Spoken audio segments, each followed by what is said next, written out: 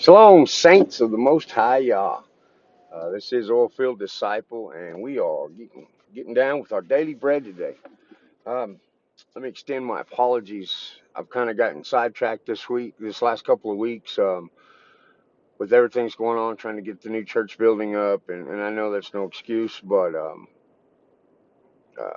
that's why kind of the daily bread is kind of went. But it happens, y'all. It really does. As you go through um, your 10 club or your 5 club of reading the 10 chapters or 5 chapters a day, there's going to be times when you're going to have the valleys and you're going to have the peaks of the mountains, and um, but it's important that you continue to press in and press forward, especially whenever things get difficult. Um, so, like I said, let me extend my apologies that I haven't been just downright diligent in making these videos to do our daily bread together.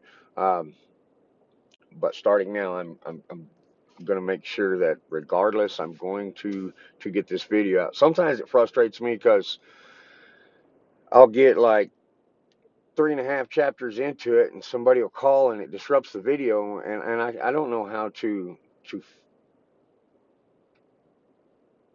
I don't know how to fix that. For the video's sake goes, if somebody calls or texts, it stops my recording. I've tried using the silence, do not disturb. But even with that, when somebody calls, it doesn't shut my video down, but it ends the sound from that point forward. So, I just sometimes I get frustrated with that, and so my apologies. I'm working on that part of it. So, our daily bread today will be Genesis 31. Um, I know the other day I told y'all to go ahead and read Mark 2 on your own. I'm just going to do Mark 2 now. That way I have it with y'all. And so if you've already read Mark 2, we're gonna reread it, along with where we at Psalms 32. Yep, Psalms 32, and today is the 27th. Um, we'll read Proverbs 27. So y'all be blessed. Let's read some scripture. Bereshit 31, or Genesis 31 verse 1 said, and he heard the words of Laban's son, saying, Jacob has taken away. Hang on, let's look at some windmills. Y'all know that this is one of my hot spots to do videos. All right, my apologies. Starting over. 31:1. He said, and he heard the words of Laban's son, saying, Jacob has taken away all that was our father's, and from what belonged to our father, he has made all his wealth. And Jacob would look at the face of Laban and see that it was not toward him as before. The relationship has changed. There's some hostility there. And Yahweh said to Jacob, return to the land of your fathers and to your relatives, and I am with you. And Jacob sent and called Rachel and Leah to the field to his flock. He said to them, I see your father's face. That is not toward me as before. But the Elohim of my father has been with me. And you know that I have served your father with all my strength. Yet your father has deceived me and changed my wages 10 times. But Elohim did not allow him to do evil to me. When he said this, the speckled are your wages. Then all the flocks bore speckled. And when he said this, the streaked are your wages. Then all the flocks bore streaked. So Elohim has taken away the livestock of your father and given them to me. It came to be at that time when the flocks conceived that I lifted my eyes and looked in a dream and saw the rams which leaped upon the flocks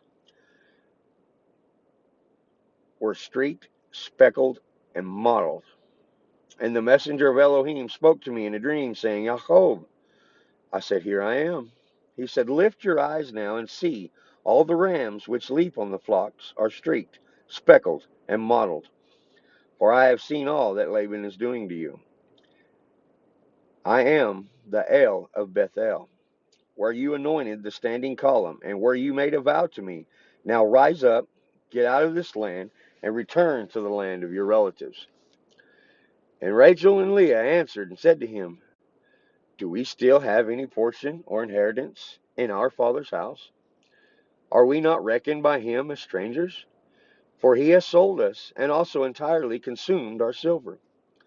For all the wealth which Elohim has taken from our father is ours and our children's.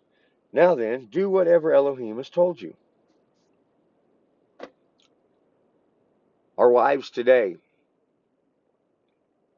and for the most part, I'm not saying all, but for the most part, our wives today, men's wives today, are not respectful to the authority that Yahweh has given to the headship of the man.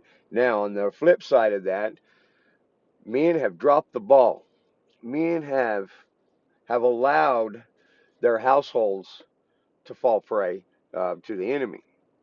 And so why should the women um, feel the need to obey and walk in obedience to the husband because of the authority that Yahweh has given man?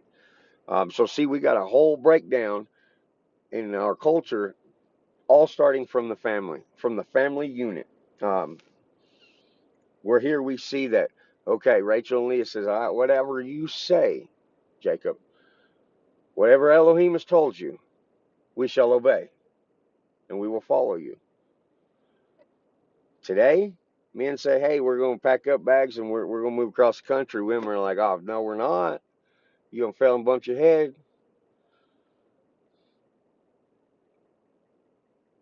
I'm very blessed that if I got home, if I left where I'm at right now and drove to my house and told my wife start packing, she would begin packing, and she would say, "What's going on?"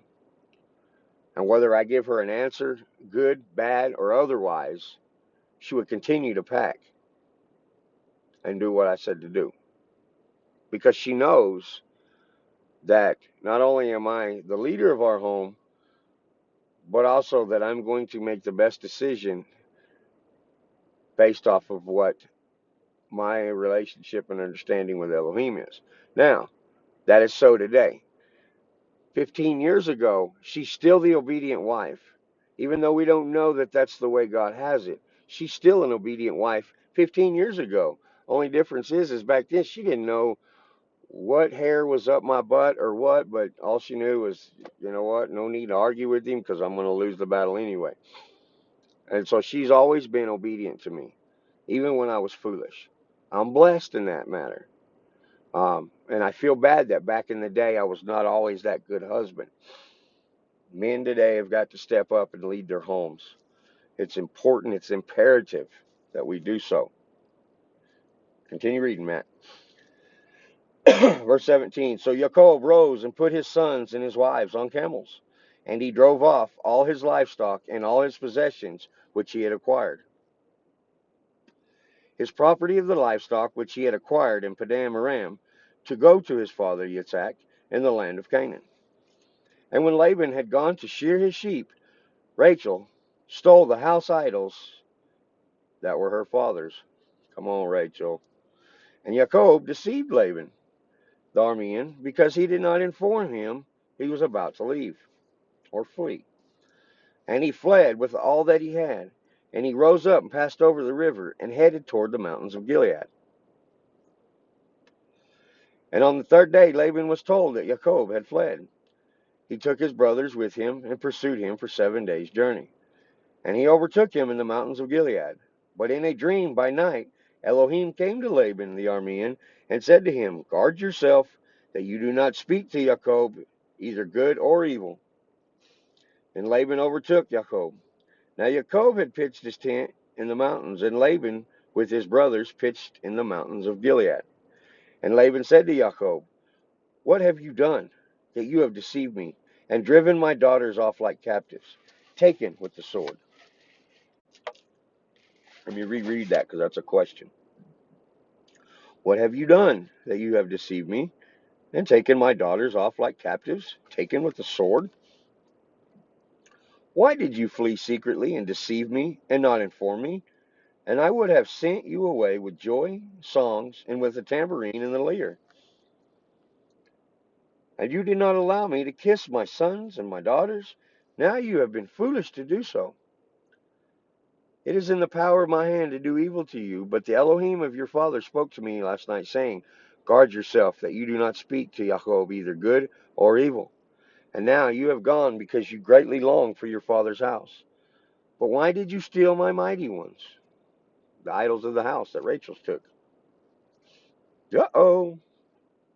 Jacob answered and said to Laban, Because I was afraid, for I said, Lest you tear my daughters away from me, lest you tear your daughters away from me. Now, let me stop right there. There have been times in my life where I just left. I just quit a job and left. I didn't say nothing to my boss or nothing. I was out and didn't show up to work the next day, um, for whatever the reason may be. It's imperative that we who follow the Lord, who follow Yahweh, call ourselves believers and followers of Yeshua. Communication, first of all, is key.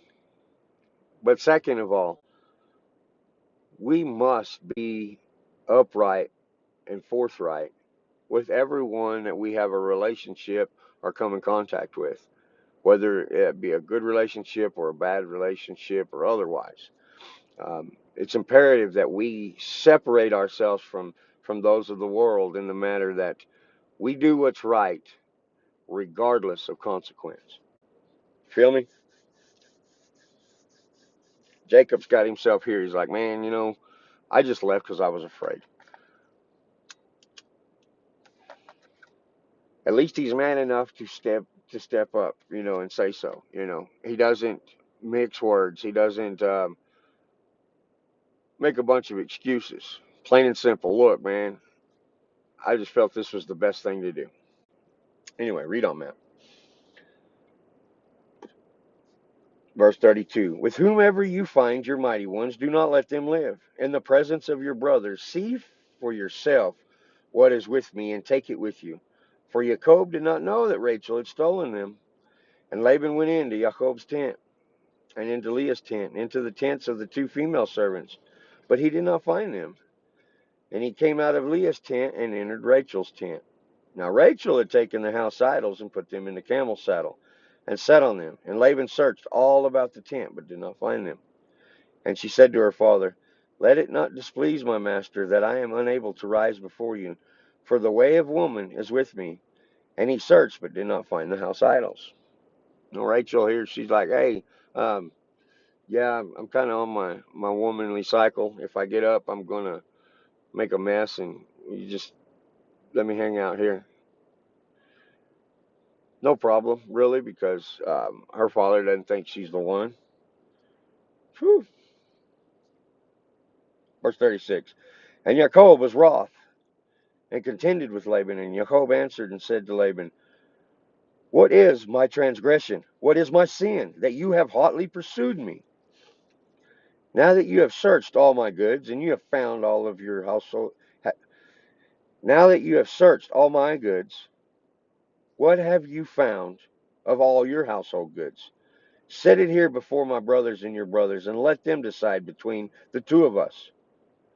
Kind of getting pissed off. Now you're accusing me of stealing?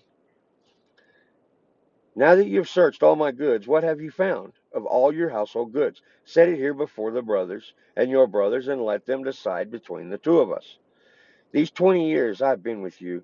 Your ewes and your female goats have not miscarried their young. I have not eaten the rams of your sheep, that which was torn by beasts. I did not bring to you. I myself bore the loss of it. You required it from my hand, whether stolen by day or stolen by night. Thus I was. By the day the heat consumed me, and the frost by night, and my sleep fled from my eyes. These 20 years I have been with your house. I've served you 14 years for your two daughters, and 6 years for your flock. I have changed my wages 10 times. Unless the Elohim of my father, the Elohim of Abraham, and the fear of Isaac had been with me, you would and now have sent me away empty-handed. Elohim has seen my affliction and the labor of my hands, and rendered judgment last night. And Laban answered and said to Jacob, These daughters are my daughters, these children are my children, and this flock my flock, and all that you see is mine. But what shall I do to you today, these my daughters, or to their children whom they have borne? Now come, let us make a covenant, you and I, and it shall be a witness between you and me. So Jacob took a stone and set it up as a standing column. And Jacob said to his brothers, Gather stones. And they took stones, and they made a heap, and they ate there on the heap. And Laban called it Yegar Sahadutha, but Jacob called it Gilead. Laban said, This heap is the witness between you and me today. That is why its name was called Gilead. Also Mitzvah, because he said, Let Yahweh watch between you and me when we are out of each other's sight. If you afflict my daughters, or you take other wives besides my daughters, although no man is with us, see Elohim as witness between you and me. And Laban said to Jacob, See this heap, and see this standing column, which I have placed between you and me. This heap is a witness, and this standing column is a witness that I do not pass beyond this heap to you, and you do not pass beyond this heap and this standing column to me for evil. The Elohim of Abraham, the Elohim of Nahor, the Elohim of their father rightly rule between us. And Jacob swore by the father of his father, Yeshak. Jacob slaughtered a slaughtering on the mountain and called his brothers to eat bread. And they ate bread and spent the night in the mountain. And Laban rose early in the morning and kissed his sons and daughters and blessed them. And Laban left and returned to his place. Can you feel the tension, the aggravation between these two men? You know, I've been on both sides of that fence before in different times and different relationships. You know, things can get heated. You know, um, but anyway, all right. Psalms. What did I say? 32. Yep. Psalm 32. Tehillim 32. Maybe we read 32 and 33. Yeah, let's read. Let's read two psalms today.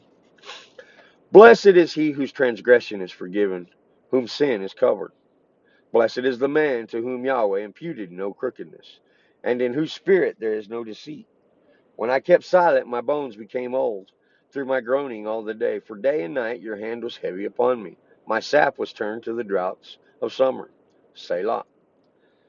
I acknowledged my sin to you, and my crookedness I did not hide. I have said, I confess my transgressions to Yahweh, and you forgave the crookedness of my sin. Selah. Therefore let every loving committed one pray to you, while you might be found, even in the flood of great waters. They would not reach him. You are my hiding place. You preserve me from distress. You surround me with the songs of deliverance. Selah.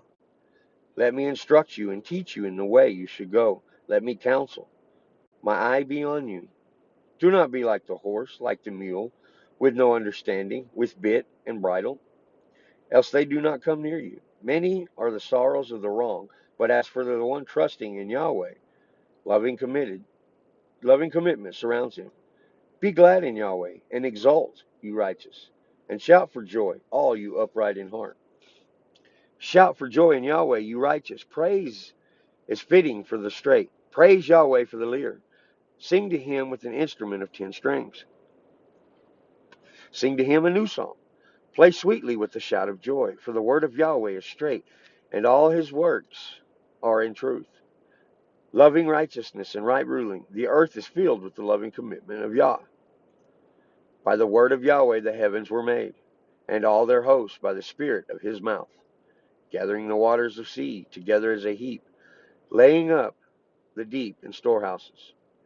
Let all the earth fear Yahweh. Let all the inhabitants of the world stand in awe of him. For he spoke, and it came to be. He commanded, and it stood fast. Yahweh brings the counsel of nations to nothing. He thwarts the plans of his people, and the counsel of Yahweh stands forever. The plans of his heart is to all generations. Blessed is the nation whose Elohim is Yahweh. I keep seeing that one over and over on Facebook too. Blessed is the nation whose God. What? Y'all don't, y'all claim God, but you don't walk in God. Shut up. Verse 12 again. Blessed is the nation whose Elohim is God. The people whom he has chosen as his own inheritance. Yahweh has looked from the heavens. He has seen all the sons of men. He looked from his dwelling place on all the inhabitants of the earth. He who fashions the hearts of them all. He who understands their works.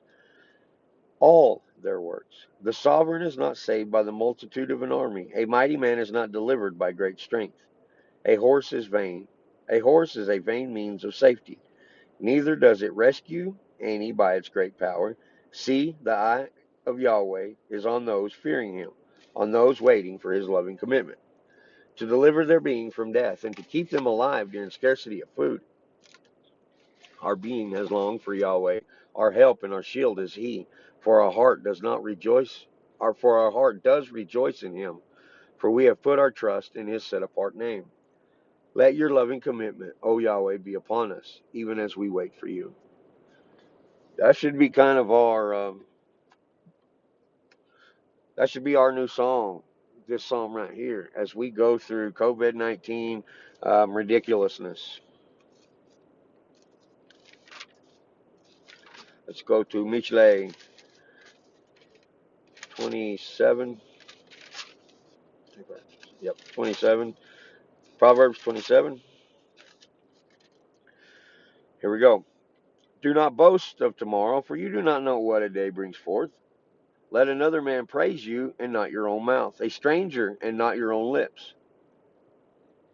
A stone is heavy and sand weighty, but a fool's wrath is heavier than both. Wrath is cruel and displeasure overwhelming, but who is able to stand before jealousy? Open reproof is better than hidden love. The wounds of a loved one are true, but the kisses of an enemy are profuse. One satisfied loathes the honeycomb, but to a hungry one any bitter food is sweet. Like a bird that wanders from its nest, so is a man who wanders from his place. Ointment and perfume gladden the heart, so one's counsel is sweet to his friends. Do not forsake your own friend or your father's friend, and do not go into your brother's house in the day of your calamity. Better is a neighbor nearby than a brother far away. My son, be wise, and gladden my heart, that I might have a word for him who reproaches me. A clever man foresees calamity and hides himself. The simple shall go on. They are punished. Take the garment of him who is a guarantor for a stranger, and for a strange woman pledge it. He who greets his friend loudly early in the morning shall have it reckoned to him as a curse. Man, I want to say so much here.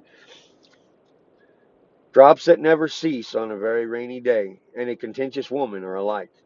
Whoever represses her represses the wind, and his right hand encounters oil. Iron is sharpened by iron, and a man sharpens the face of his friend. He who tends the fig tree eats its fruit, and he who guards his master is esteemed. As in water, face reflects face, so a man's heart reflects a man.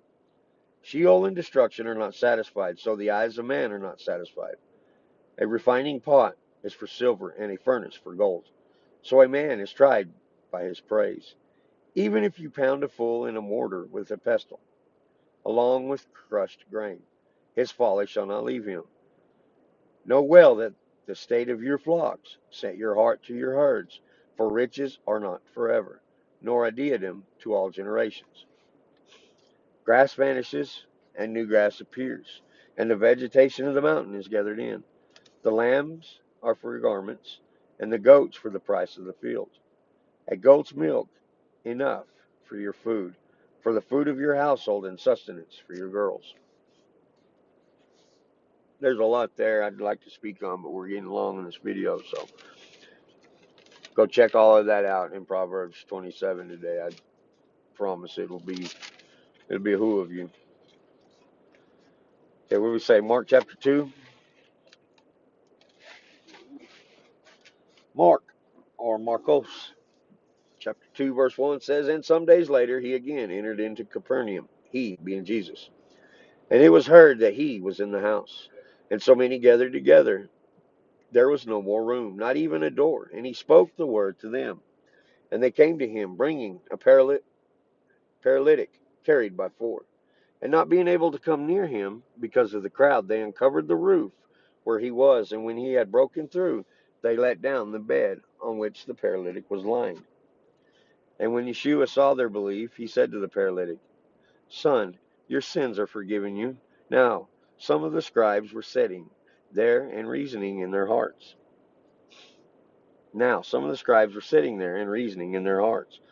Why does this one talk like this? He is blaspheming. Who is able to forgive sins but Elohim alone? And immediately Yeshua, knowing in his spirit that they were reasoning that way within themselves, said to them, Why do you reason about all this in your hearts? Which is easier to say to a paralytic, Your sins forgiven, or rise, take your bed and walk?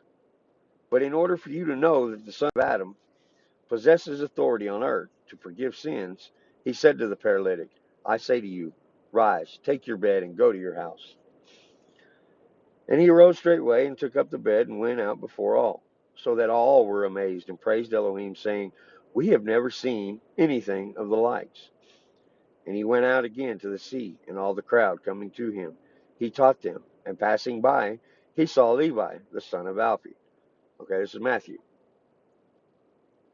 I don't remember if I did it in this video or maybe I did it in my sermon a couple weeks ago, but I explained why Mark um, says Levi and Matthew and Luke uh, say Matthew. So it's not a contradiction. Uh, anyway, go look it up. And passing by, he saw Levi, the son of Alphaeus, sitting at the tax office. And he said to him, Follow me. And having risen, he followed him. And it came to be, as he sat at the table at his house, that many tax collectors and sinners also sat with Yeshua, and his taught ones, for there were many, and they followed him.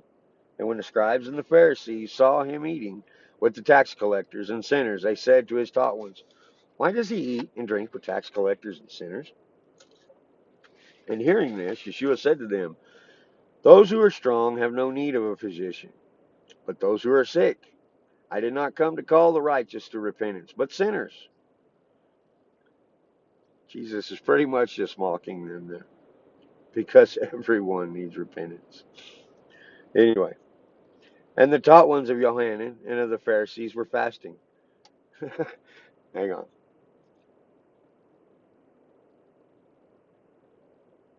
He's mocking them because, he doesn't go and work on their faith, on the scribes and Sadducees and Pharisees. He doesn't work on their faith. He kind of helps them puff themselves up with their own pride. I didn't come to visit with you guys. You guys are already righteous. You guys got it going on. Romans 1, God says, I'll hand them over to a reprobate mind. I'll help them be foolish, basically. It's kind of what Jesus is doing here. He's telling them, y'all don't need me. Y'all don't need God. Y'all got yourselves. Before I go off on a tangent, let me finish.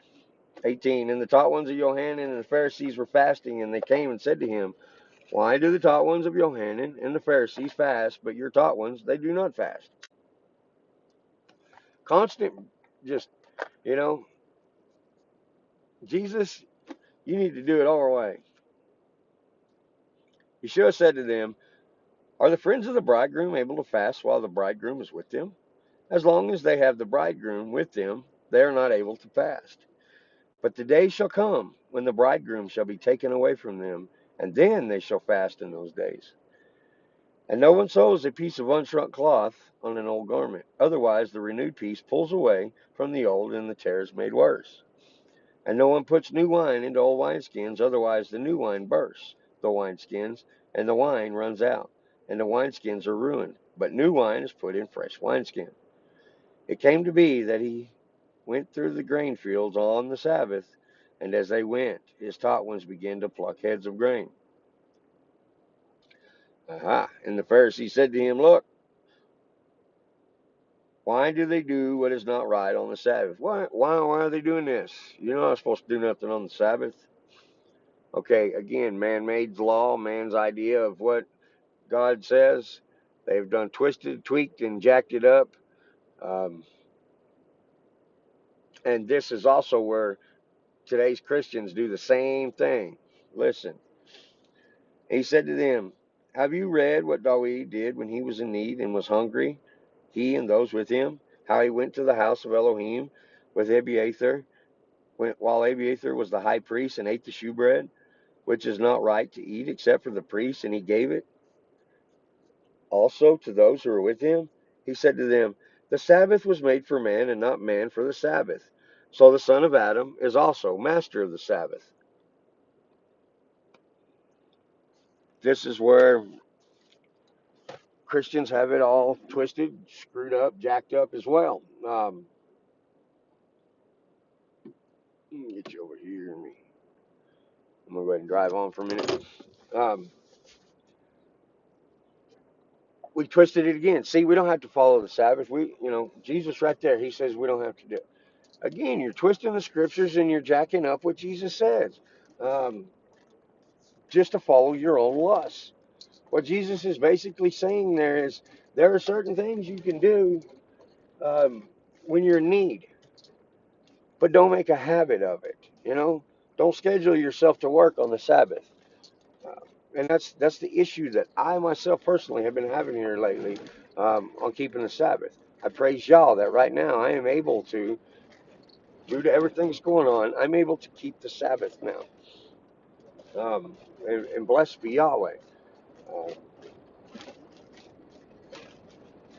we got to quit twisting the words. We got to quit twisting what Jesus says, what Paul says, what Abraham says, what Isaac says. We got to quit twisting all that. Keep it in context and follow what Yahweh tells us to do. Yeah, we're in unprecedented times for this culture. We don't understand a whole lot that's going on, but we can have peace in these times if we'll get and stay in that book, and we will start understanding what Yahweh has for us. So anyway, thank you for following me. Thank you if you're new. If you're new to this channel, if you like the content, I've got probably close to 300 videos in archive on my YouTube page here, Oilfield Disciple OFD. Click, like, and subscribe to the channel. We are at 91 subscribers. We are only 9 away from having 100. That's to me that's awesome. Um, so I'll be blessed, be encouraged, and always be frustrated. So feel disciple, and I will catch you guys on the next ride.